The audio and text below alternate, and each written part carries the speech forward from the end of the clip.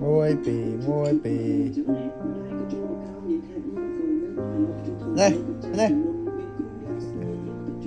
đây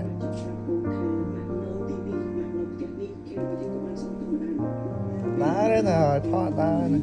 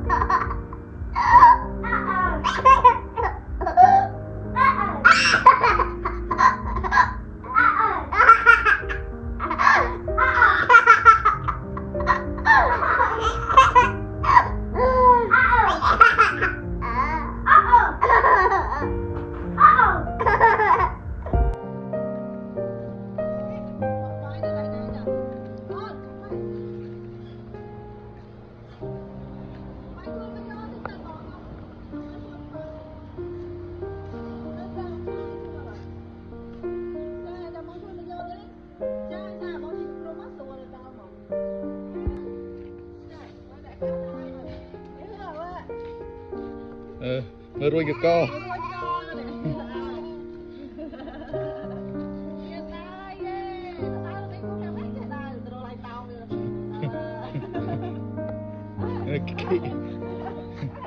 Mập.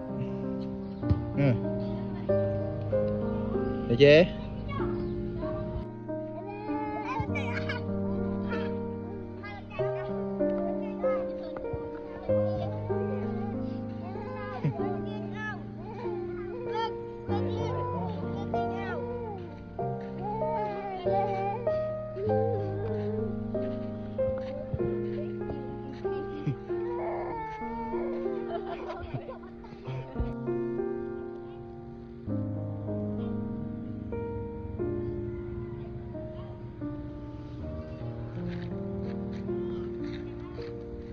Nè, ngày nay bỏ tiền lửa bỏ đây bỏ ai chênh tặng pi nhẹ nâng mua nha các bạn này từ cho bỏ đây bỏ ai còn ngày cái tập phật đặc cô về này từ cho chui cái này lớn nọ cái tập bỏ tiền mua nọ ta lươn từ